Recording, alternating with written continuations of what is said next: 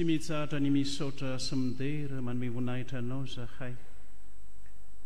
Ry Andriamanitra rainay tsara indrindro, rainay amin'ny alalan'i Jesosy Kristy anao. Misaotra anao raha mbola nomenao ity andro pahasoavana ity, izay azahoanay rehetra mivory amin'ny anaranao, ary ampandrenesinao ny afatra avy amin'ny alalan'ny teninao, dia ilay teninao izay teny fiainana, ka mamelona ny fiainana mety maty anananay antoka ny amin'ny fiainana mandrakizay. Misaotra anao izay Jesosy eo, fa mbola velomin'ny finoana amin'ny fanantenana amin'ny alalan'ny pitarian'ny fanano masina ny fiainanay, ka dia ampahatsiarovanao anay isan'andro fa olombelona tsy tanteraka zahay, ka mila mibebaka mifona sy mitalao mangata-pamelana aminao. Ary zany indrindra no angatanay famindrampo sy famela-keloka avy aminao amin'ity an'io ity, mba azahoanay hanomezanao ny herin'ny fanano masina, ka hampandrenesinao zany afatra ny teninao izany zahay, mba hiainanay sy velomanay zany. Kehitriny ary raha mba reto ny teninao Jesosy eo, dia matoky zay fa izany fanano masina zany no efa melosa hady ao am-ponay, anokatra ny fonay, aizanay mandray izay tianao lazaina aminay amin'ity fotoana tolakandro, akalazana nisy taona ny toby fanantenana 730 ity, koa dia mitenena araka ny fombanao fa miaino anao zahay. Amin'ny anaranao Kristy mahavonjy avy any Nazareta no andrinay sy ametranay izany vavaka misaotra Jesosy. Amen. Miara misaotra n'Andriamanitra lehibe tsika ry havana, raha mbola afaka miaona mpifaliana amin'ny alalan'izao isa taon'ny toby 730 izay 430 taona amin'ity an'io ity. Koa dia faly miaraba antsika rehetra amin'ny anaran'i Jesosy, mbola ampiaon'ny tompo ampifaliana eto isika, ka ampandrenesiny ny afatra avy amin'ny alalan'ny teniny amin'ity an'io ity, satria manan-kambara sy manan-kolazaina amintsika mandrakariva ny tompo. Koa dia misaotra n'Andriamanitra raha mbola homena anjara amin'ity fotoana ity ny tenanay, ary afaka hitondra n'izao lahateny izay hoentina amintsika amin'ity an'io ity izao. Ny lahateny izay nomenanay dia ny hoe ny fahavalon'ny fahaveloman'ny fiangonana. Ny fahavalon'ny fahaveloman'ny fiangonana. Tenin'Andriamanitra izay horaisiko manokana dia ny asan'ny apôstôly 7, ny 9 ka hatramin'ny 9. Asan'ny apôstôly 7 ka hatramin'ny 9 toy izao nivaky ny teny eo amin'ny anaran'i Jesosy. Ry olona mafiatoka sady tsy voaforafo sy sofina, ianareo manohitra ny fanahy masina mandrakariva, tahaka ny nataon'ny razanareo ihany no ataonareo koa. Iza no mpaminany izay tsy nenjehen'ny razanareo? Eny novinony aza izay naminany ny fiavian'ilay marina. Ankehitriny dia efa tonga mpamadika sy mpamono azy ianareo, dia olona izay nahazo ny lalàna tamin'ny nahandaharan'ny anjely azy, nefa tsy nakatoy izany. Ary noho nandre izany izy ireo dia lotika ny fony, ka nidivazana taminy izy. Fa Stefana fen'ny fanahy masina dia nibanjina ny lanitra, ka nahita ny voninahitr'Andriamanitra sy Jesosy nitsangana teo kavanan'Andriamanitra, dia nanao hoe indro hitako ny lanitra misokatra ary ny zanak'olona mitsangana eo kavanan'Andriamanitra. Ary ny olona niantso tamin'ny feo mahery sady nanetsi-tadiny, ka indray nirodina taminy dia nandroaka azy hoe ny ivelan'ny tanàna ka nitora-bato azy. Ary ireo vavolombelona dia nametraka ny fitafiny teo anilan'ny tongotry ny zatovo anankiray hatao hoe Saoly. Ary ny olona nitora-bato an'i Stefana izay niantso hoe ry Jesosy tompo raiso ny fanahiko, dia nandoalika izy ka niantso tamin'ny feo mahery hoe, tompo aza atao elona ine izao ta izao. Ary rehefa nilaza izany izy dia nodimandry, ary Saoly koa mba nakasitraka ny namonoana azy. Amen. Fahavalon'ny fahaveloman'ny fiangonana. Ny teny faneva moa amin'izao isa-taon'ny toby fanantenana avala amin'ny 300 izao dia araka ny Apokalipsy 7:1-5 manao hoe amin'ny anaran'i Jesosy, zay maharesy dia tsy amono ny anarany eo amin'ny bokin'ny fiainana tokoa aho, fa ny fotsika rehetra, izany hoe mba ho voasoratra ao amin'ny bokin'ny fiainana ny anarana rehefa miala eto amin'ity tany fandalovany ity. Raha nytany aho zao hoe iza aminareo re no tsy te ho voasoratra ao amin'ny bokin'ny fiainana ny anarany ka handova ny fiainana mandrakizay, tsy misy ilaza eto na iray aza, ary tsy misy teny na iray aza hoe izaho dia tsy mba ho isany zany. Zao anefa ny zava-misy. Ny fomba fitenitsika sy ny fieritreretantsika dia mieritreritra ny amin'izany, fa ndraindray ny ataotsika no mamono ny anarantsika eo amin'ny bokin'ny fiainana. Toa mibaiko an'Andriamanitra hoe vonoa ny anarako, satria tsy manao ny sitrapon'Andriamanitra amin'ny fiainana manontolo. Ka tokony ampandiny tenantsika mandrakariva izany, fa izany no antom-pisiantsika amin'izay maha-kristianina antsika hahatsapahantsika indrindra hoe tena voasoratra marina ao amin'ny bokin'ny fiainana ve ny anarako, azoko antoka ave. Fa rehefa tonga ny fotoana zay tsy maintsy hamakina ny anarana ho niarany olona mbovonjy rehetra, dia ho anisan'izay voavaky amin'izany ny anarako. Tsy misy kisendrasendra eo anatrehan'Andriamanitra, tsy misy zany hoe mbola tsy fantatro na ho soratany na tsy hoe ndraindray mety ho adinon'Andriamanitra. Tsia, fa miankina amin'ny fiainantsika amin'izao fiainana maha-kristianina antsika izao no androm-pahasoavana ho atsika. Amin'izay iainanao sy velomanao eto amin'ity tany ity no anoratanao ny anaranao ao amin'ny bokin'ny fiainana, ka andovanao ny fiainana mandrakizay. Zany no anisan'ny zava-dehibe.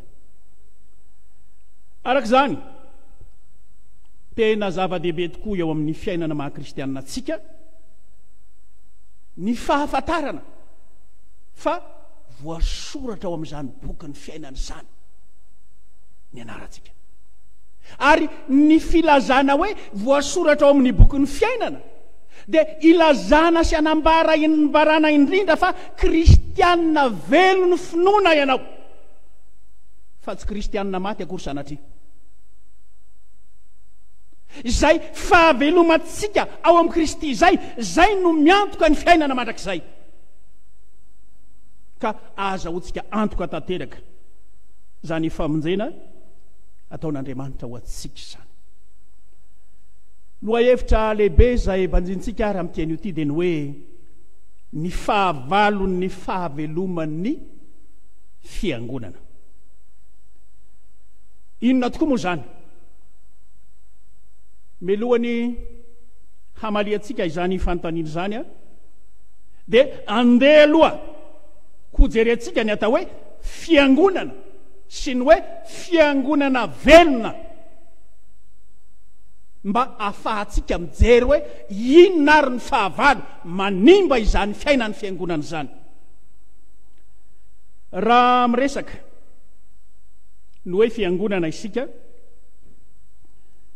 dia avy amin'ny teny fototra grika izy io antsoina hoe eklesia mialatsiny amin'ny teny vahiny ka io eklesia io dia teny roa zay natambatra ny anankiray dia antsoina hoe kaleo na miantso ary ny anankiray ek avy any velany raha tambatra zany zay teny zay dia hoe miantso avy any velany ka ny fiangonana izany dia tsy hafa fa ireo zay olona nantsoan'Andriamanitra avy any velany ho ao amin'ny fanjakan'Andriamanitra nantsoan'Andriamanitra ho fananany nantsoan'Andriamanitra ho masina ao aminy zay ny fiangonana na nantsoan'Andriamanitra ho an'ny tenany arak'izany dia tena hoe zava-dehibe loatra eo imason'Andriamanitra ny olona zay nantsony ho an'ny tenany satria noesorin'Andriamanitra tao amin'ny fanjakany zao tontolo zao izy ho ao amin'ny fanjakany nesorin'Andriamanitra avy amin'ny fanjakany maizina ho amin'ny fanjakany fahazavany nesorin'Andriamanitra avy amin'ny fanjakany fahafatesana ho amin'ny fanjakany fiainana zay le fiangonana ka le fiangonana resahany eto ity zany dia tsy ilay trano zay mijoalajala hitantsika zao fa ilay olon'Andriamanitra ilay olon'Andriamanitra ho an'ny Paoly manokana dia lazainy hoe vahoakan'Andriamanitra izany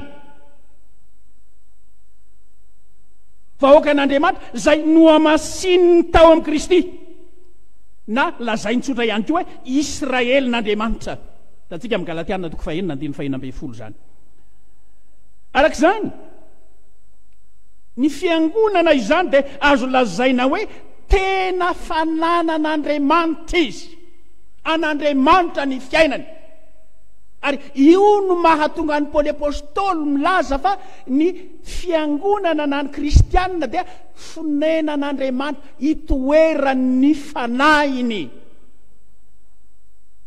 zay ny lazanantsika hoe tempolin'ny fanahy masina zay ny lazanantsika tempolin'ny fanahy masina azy arak'izany dia io mahafonenan'Andriamanitra atsika ao amin'ny Kristy io no anisany zava-dehibe mahavelona atsika io no zava-dehibe mahavelona atsika io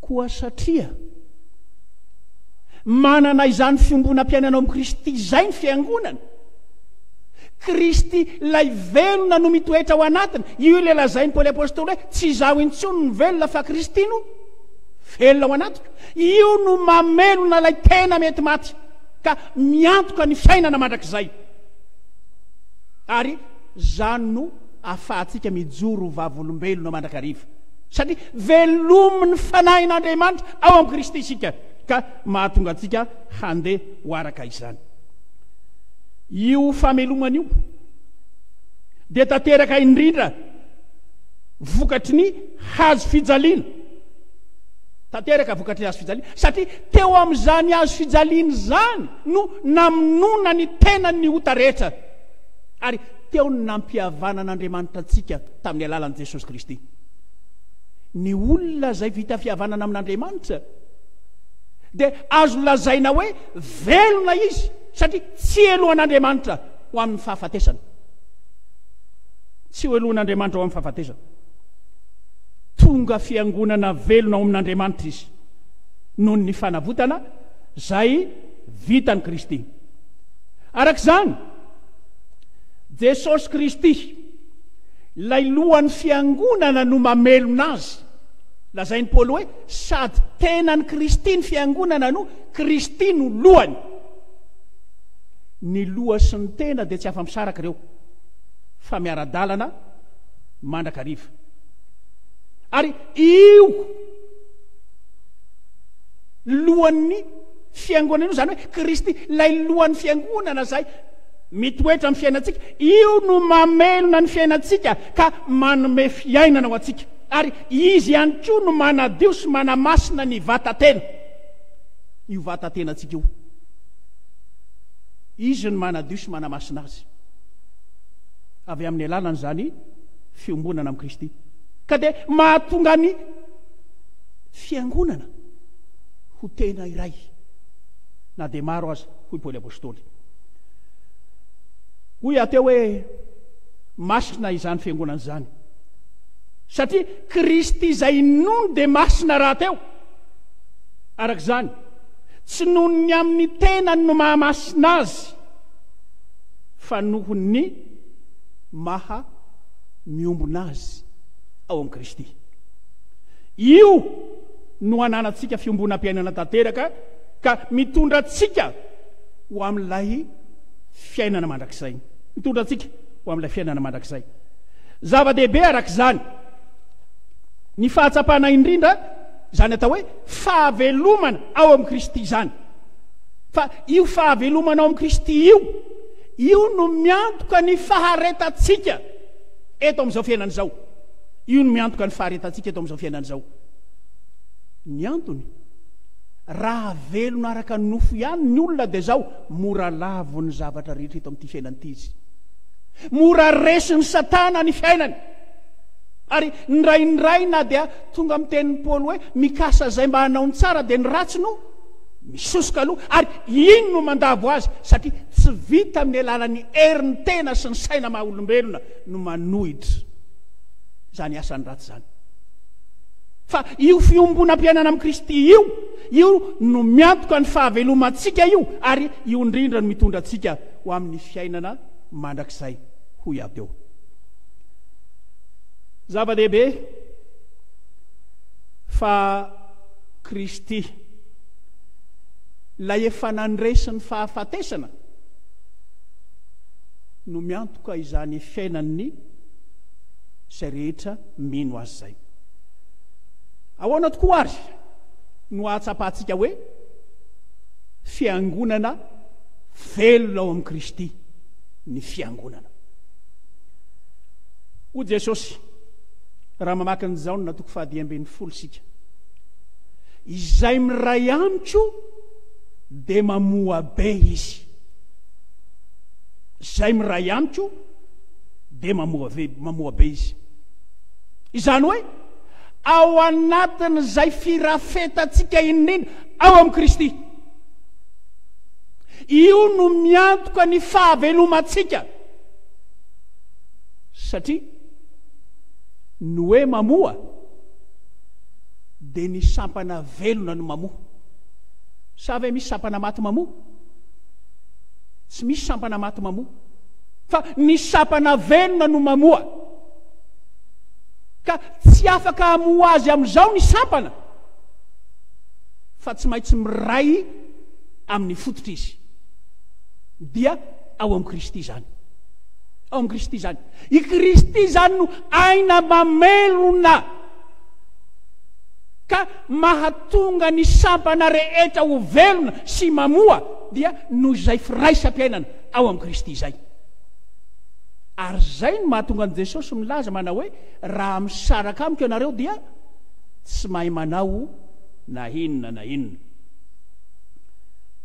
Noho izany mba ampahavelona tsara ny fiangonana dia tsy maintsy miray amin'ilay fototry ny aina izy zay mamelona azy, dia Jesosy zany miray amin'ilay fototry ny aina zay mamelona azy izy, dia Jesosy zany. Ny zavatra manahirana indraindray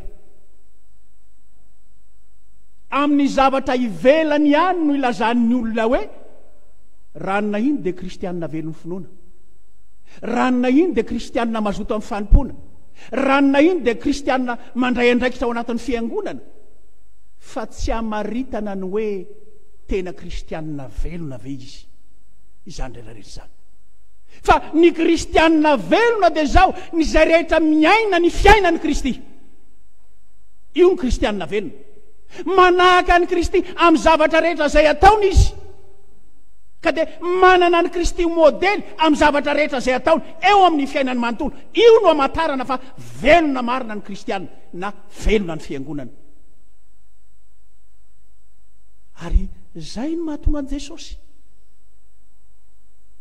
mampitandrina mandrakariva an'ireo izay mihevitena ho lohandohan'ny fiangonana tamin'izany fotoana izany. Ka dia mieritreritra hoe tompona andraikitra amin'ny fitandremana ny lalàna sy ny fampianarana ny fiangonana izy ireo. Ka dia miedinedina eo anatrihan'izany. Fa hoy ny tompo hoe ripy atsara velatse. Ianareo dia tahaka ny fasana amin'ny lalitra fotsy ihany. Madio velany fotsiny fa ny ao anatinareo dia feno bombongolo sady feno taolany maty. Ny dikan'izany dia zao tsy hitarafana amin'ny zavatra endrika ivelany fahaveloman'ny fiangonana, fa hitarafana indrindra amin'izay ao anaty ao. Io no hitarafana azy io. Io no hamaritana azy hoe fiangonana velona marina izy, fa tsy amin'ny zavatra ivelambelany akory. Ary zay no mahatonga an' Jesosy milaza manao hoe tsy izay rehetra manao amiko hoe tompoko no hiditra amin'ny fanjakany lanitra, fa izay rehetra manao ny sitrapony raiko izay any an-danitra. Izay manao ny sitrapony raiko izay any an-danitra. Arak'izany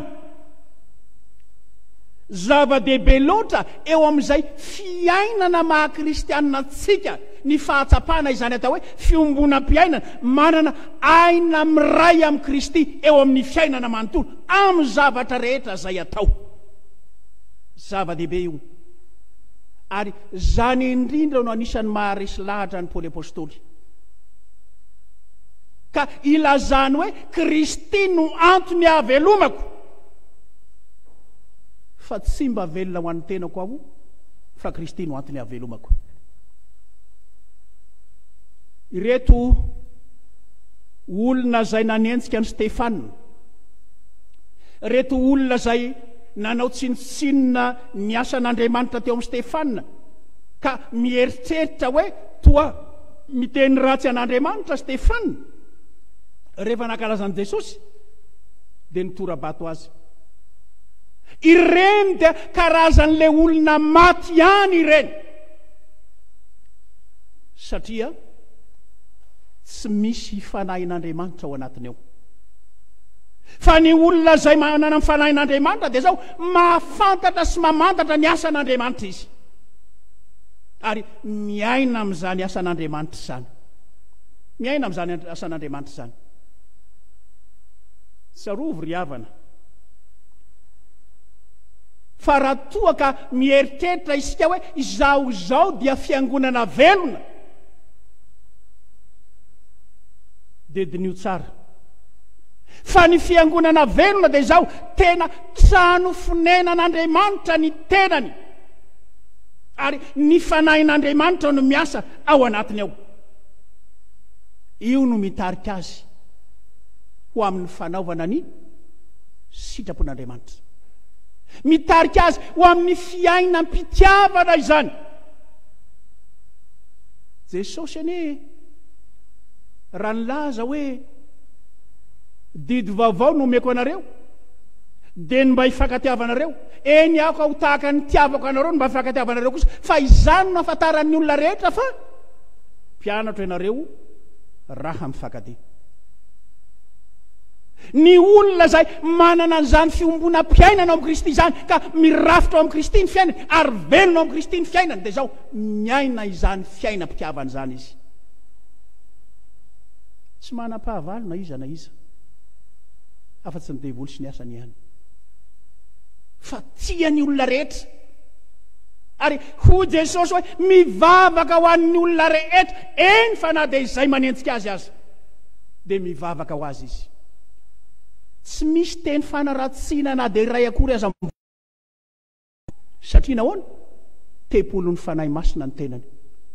Andriamanitra no miasa ao anatiny, ary io no mibaiko an'izay rehetra atao ny fanaraka amin'ny sitrapon'Andriamanitra, ka andehana no araka izany sitrapon'Andriamanitra izany. Zany ny fiangonana velona, zany ny fiangonana velona. Ary io fiangonana velona io rehefa tena maritra amin'ny firaisana amin'ny Kristy io, na inona ady atreny eto amin'ity fiainana ity, na inona zavatsarotra iainana eto amin'ity fiainana ity, dia zao Kristy momba azy ary mampandresy azy amin'ny adiny rehetra. Mampandresy azy amin'ny adiny rehetra. Raha milaza ny teny fanevantsika eto hoe zay maharesy tsy vokatry ny fiezahan'ny teny io, na ny fahaizan'ny tena miady ka miatrika ny fahavalo zay atrehantsika, tsia fa vokatry zay fiombonantsika ao amin'ny Kristy, vokatry ny faharetantsika ao amin'izany fiombonana zany. Fa ho ny soratra masina hoe zay maharitra hatramin'ny farany ihany no vonjena. Ary ny bokin'ny Apokalipsy dia manambara momba an'izany atao hoe faharetan'ny olona masina zany. Fa ny faharetana dia amin'izay fiombonantsika ao amin'ny Kristy ary anatanterantsika ny asan'Andriamanitra tokoa amin'izay anomezan'i Jesosy baiko ho antsika mba ho vavolombelona manomboka eto Jodisy Samarika hatrany amin'ny farantany ho ny voalazan'ny ten'Andriamanitra. Io no ananantsika fandresena. Io no ananantsika fandresena. Fa rehefa tena miompom-piainana ao amin'ny Kristy amin'izany fiainantsika izany sika dia zao tena io no miantoka ny fahavelomantsika sy ny fiainana mandrakizay. Zava-dehibe arak'izany ny atsapana tokoa fa velona ao amin'ny Kristy ny fiainantsika. Velona rehefa velona ao amin'ny Kristy ny fiainany miny dia zao zay ny lazana fa velona ny fiangonana, fiangonana velona. Io tsy miankina amin'ny fahabetsahan'ny olona ao amin'ny trano fiangonana no ilazana hoe fiangonana velona io na fiangonana mandroso io, fa miankina indrindra ny amin'ny fahatsapany tsirairay avy hoe tena miompom-piainana ao amin'ny Kristy marina ve izy ka mahatsapany zany firaisana amin'ny Kristy zany. Ary rehefa iainana zany dia io no maniraka azy ho vavolombelona hanambara ny atsaran'ilay niantso sy ny fidy azy ho Petera apôstôly. Io no maniraka azy. Zay ny mahafiangonana velona azy. Ny fiangonana maty tsy miasa, fa ny fiangonana velona no miasa. Ary inona moa no asa zay ampanaovan'Andriamanitra antsika? Hoy Paoly apôstôly zay hoe raha fatrapaniriny zava-panahy dia zay ampandroso ny fiangonana no tadiavo indrindra. Koritiana voalohany toko 7:12. Ka ny fampandrosoana ny fiangonana dia tsy hafa fa ny fampirafetana ny olona ao amin'ny Kristy. Zay ny fampandrosoana ny fiangonana. Ataovy zay ahatonga ny olona sy rafitra ao amin'ny Kristy. Fa raha samy manao zany daholo ny kristianina rehetra ka manao fanekeny ao anatrehan'Andriamanitra hoe izaho zay efa navotany Kristy, zaho zay efa novonjen'i Kristy, dia zaho tsy maintsy hitory ny filazany tsara aho ka hahataona olona ray amin'ity taona ity. Fa rehefa tapitra voatoro amin'izany ny fiainan'ny olona, resy lahatra ny amin'ny famonjen'i Kristy ny olona, dia mazava ho azy fa miafoana tsikelikely ny fahavalo ny fiangonana. Miafoana tsikelikely ny fahavalo ny fiangonana. Miafoana tsikelikely koa ny fitondran-tena ratsy rehetra tsy araka ny sitrapon'Andriamanitra. Ary miafoana tsikelikely ny fiatsaram-belatsia. Fa ho Kristy tanteraka no tompon'antoka tanteraka eo amin'ny fiainan'ny fiangonana. Ahatsapana indrindra fa Kristy ilay lohany no mitarika azy manapaka ary hampiseho ny voninahiny amin'ny zavatra rehetra izay atao. Raha izay ary ny fahaveloman'ny fiangonana, iza kosa ny fahavalo izay manimba azy. Rehefa ao amin'ny faneken'ny batisa isika dia ambaran'ny pastora ny fanontaniana hoe voly sy ny asany rehetra ary ny fombany rehetra sianareo. Tsy hafa izany fa io asany devoly sy ny fombany ary ny firongony io no fototra voalohany indrindra manimba ny fahaveloman'ny fiangonana. Io ny fototra manimba ny fahaveloman'ny fiangonana. Tsarotsika izany fa nanomboka hatramin'izay namoronan'Andriamanitra ny olombelona. Fa ny olombelona dia noforonon'Andriamanitra araka ny endriny. Io endrik'Andriamanitra io dia manambara ny firaisan'aina amin'Andriamanitra izany ary manambara fahavelomana izany. Fa noho ny nataony devoly izay nakafanahy ny olombelona ka nahatonga ny olombelona hanaraka ny baiko ny Satana, dia very ilay endrik'Andriamanitra, tanteraka ilay tenin'Andriamanitra hoe ho faty tokoa sianareo. Arak'izany ny devoly no manao izay fomba rehetra hamonona ny fiangonana. Ary hitantsika izany fa Jesosy rehefa nanomboka ny asany ka nitokana tany anefitra dia nalainy devoly fanahy. Anisan'ny tenenany devoly no hoe raha mekohaka eto anatrehako ianao dia homeko anao zao rehetrarehetra zao. Homeko anao zao rehetrarehetra zao. Tsy hafa izany fa andavonan'i Jesosy indrindra mba tsy hahatanteraka ny fanorenana ny fanjakan'Andriamanitra eto amin'izao tontolo izao. Fa tsy azon'izany Jesosy amin'ny Andriamanitra azy. Tsy azon'izany Jesosy amin'ny Andriamanitra azy. Fa io fomba fiadin'ny devoly io dia zao mbola ataony mandraka ankehitriny izany. Ary anisan'izay andavony na dia ny olon'Andriamanitra azy, na dia ireo izay milaza ho vita batisa amin'ny anaran'Andriamanitra raisy zanaka ary fanahy masina azy, eny fa na dia ireo mpanompon'Andriamanitra manana fanompona manokana azy, dia manaiky hiekohaka eo anatrehan'ny Satana. Satria aviraviray no azony izao tontolo izao. Kanefa hoy Paoly apôstôly hoe aza manaraka ny fomba fanaony izao tontolo izao, fa miovaha amin'ny fanavaozana ny saina, hamantaranareo ny sitrapon'Andriamanitra dia izay tsara sady masina no angasitrahana. Araka izany dia zava-dehibe loatra ny ahafantarana ny hoe inona tokoa moa no paikady ataony devoly na ataony Satana ka hamonona ny aim-panahy ny fiangonana. Miseho amin'ny endrika maro samihafa izany. Miseho amin'ny endrika maro samihafa izany. Ary anisan'izay hiasany manokana ho iaho teo dia ny fanehoany ny famirapiratany izao tontolo izao.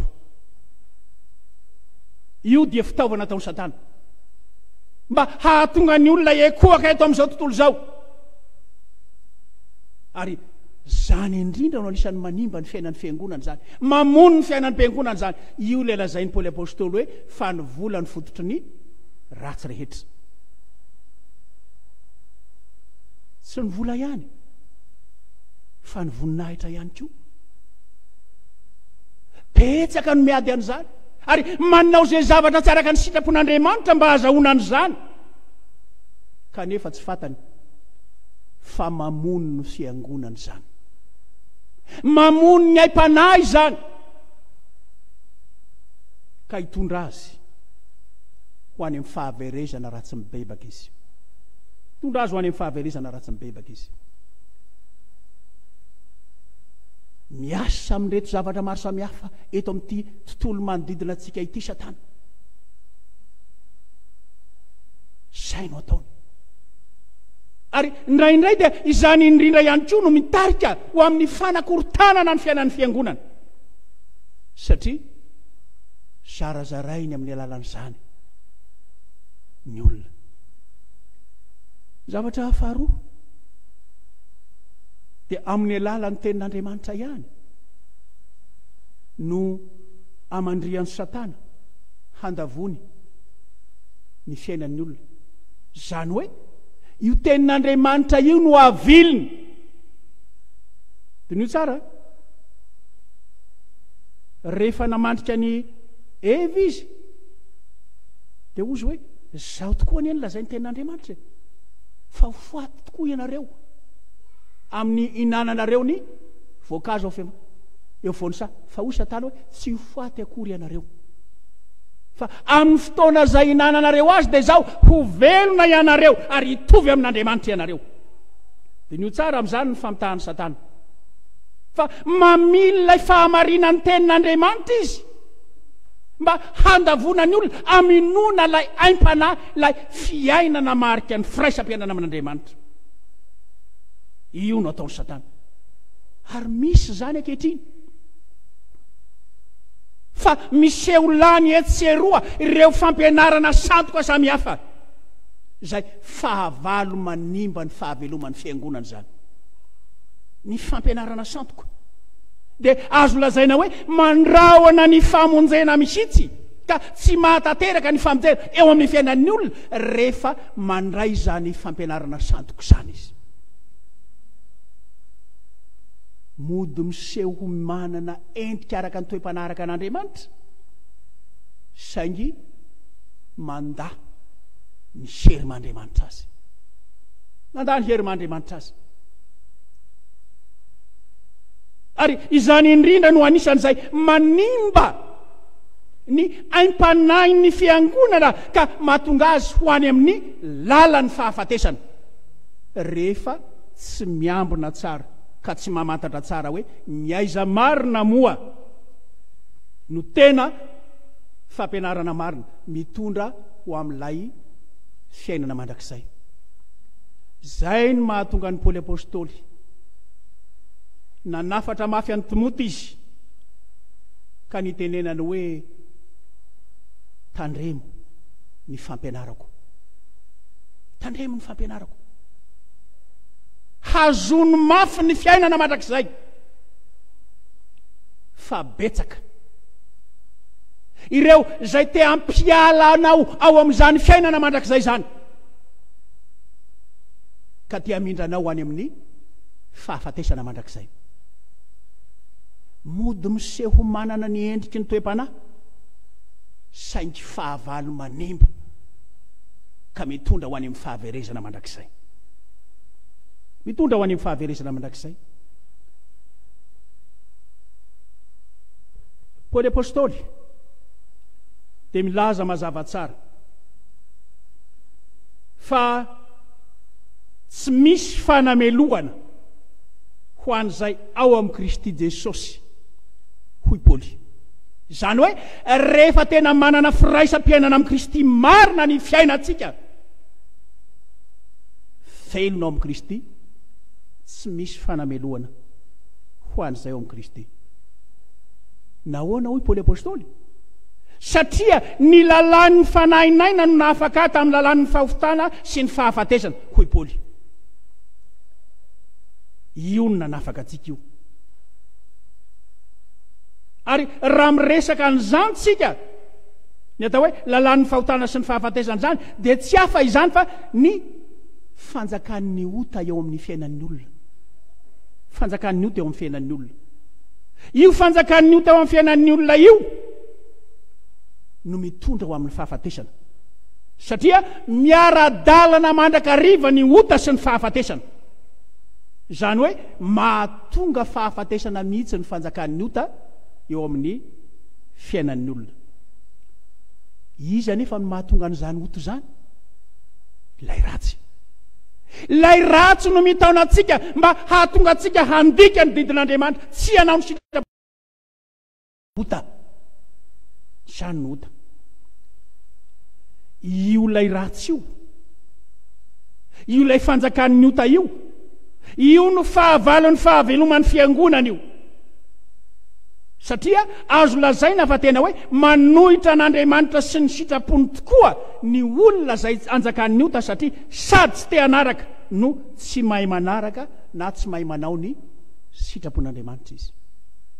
Rehefa manjaka ao anatin'ny olona izany ota izany, araka izany tsy mitondra fampandrosoana ho an'ny fiangonana ny fiainana zay anjakan'ny ota, ny fiainana zay mbola mametraka ny Satana ho mibaiko azy eo amin'ny fiainany manontolo, tsy mitondra ho amin'ny fampandrosoana ny fiangonana zany, fa ny zavatra misy dia zao mitondra ho amin'ny fahafatesana na ny famonoana zany, mitondra ho amin'ny fanakorontanana zany, mitondra ho amin'ny fampisarahana zany. Hoy indrindra i Paoly apôstôly hoe sy anareo dia tsy ao amin'ny nofo fa ao amin'ny fanahy. Raha ny fanahin'Andriamanitra no mitoetra ao anatinareo dia io no mamelona ny fiainanareo mety maty ka andresenareo ny heriny ratsy rehetra, andresenareo ny heriny ratsy rehetra. Arak'izany ary dia tsarovy fa ny fanahy masina na ny fitoeran'ny fanahy masina eo amin'ny fiainantsika, ahatsapana ny fahaveloman Kristy ao amin'ny fiainantsika izany, io no mamelona ny fiangonana io ka entsika mandresy ny heriny ratsy rehetra, entsika mandresy ny heriny ratsy rehetra. Jesosy Kristy lay Andriamanitra tsy miovao maly sy anio ary mandrakizay dia mitaona atsika mba anana fiombonam-piainana tanteraka aminy, anana fiombonam-piainana tanteraka aminy. Fa ho Jesosy hoe raha amiray amiko ianareo dia mamobe, fa raha misaraka amiko kosa ianareo tsy mahay manao na inona na inona. Tsarovy a fa ny olona zay anjakan'ny ota dia tsy tompony tenany izy, fa ny ota no manjaka ho aminy ka mibaiko azy amin'ny zavatra rehetra zay ataony. Ary naindray tsy eritreretiny akory hoe ny ota anie no mibaiko amin'ity zavatra ataoko ity, fa ataony Satana ahindrahindrany eo le olona dia toa tsy mahatsiaro an'izany, ka dia zay zavatra mahafinaritra ny nofony eto amin'ity fiainana ity ihany zay no mibahana amin'ny fiainany. Kanefa tsarovy fa mitondra ho amin'ny fahafatesana zany, mitondra ho amin'ny fisarahana amin'Andriamanitra zany. Ary raha tsy bebahany zany dia zao lasa manandevo ny fiainantsika zany, ka mitondra antsika tokoa ho any amin'ny fahaverezana mandrakizay, mitondra antsika ho any amin'ilay farimy rehetra afo maritra mandrakizay. Ry havana, zava-dehibe loatra amin'ny fiainantsika tokoa izao isa-taonan'ny toby fanantenana 730 zao, ka ibanjinantsika izao teny fanevy zao hoe zay maharesy dia tsy hamono ny anarany eo amin'ny bokon'ny fiainana tokoa aho. Samy iritsika rehetra zany mba ho tanteraka eo amin'ny fiainantsika hoe rehefa ho avy ny fotoana elako eto amin'ity tany fandalovany ity dia mba anisan'izay voasoratra ao amin'ny bokon'ny fiainana ny anarako, ary rehefa atsono zany dia ho velombolo aho. Ary ho lehibe ny fanantenako satria manana anjara ao amin'ilay fanjakan'Andriamanitra, dia ilay fanjakana maritra mandrakizay. Tsarovy anefa fa mbola eto isika, mbola eto andalam-piadiana isika. Ilay fahavalo dia manao zay fomba rehetra tahaka ny lino amierina ho Jesosy mitady izay arapany. Mila miambina isika, mila mivavaka mandrakarivaka tsy mitsahatra, fa rehefa maharitra miambina ianao, maharitra amin'ny firaisam-piainanao amin'i Jesosy ianao, rehefa ho avy ny fotoana hialanao amin'izao tany izao, ho faly ny Tompo ka hiteny aminao hoe avy anareo zay notahiny raiko, mandova ny fanjakana dia ilay fanjakana maritra mandrakizay satria mpanompo mahatoky hatramin'ny fahafatesana ka dia homena ny satroboninahitry ny fiainana. dia ny tompo ane no hiasa fenao anatintsika tokoa mba hahatonga antsika ho fiangonana velona miray amin'ny Kristy marina. mbola hivavaka isika. Misotranao Jesosy ny amin'ny teninao nomenao anay tamin'ity anio ity izay atsapanay tokoa fa tsy mba velona ho an'ny tenanay zahay fa velona ho anao Andriamanitra.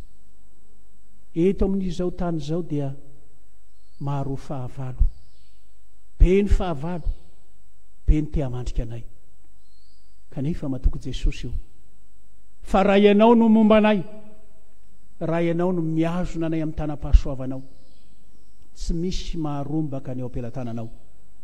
Koa dia ampairezo isan'andro zahay mba ho tena voarafitra ao amin'ny marina tokoa ny fiainanay, ka dia ho tsapanay fa ianao Kristy velona no miantoka ny fahavelomanay.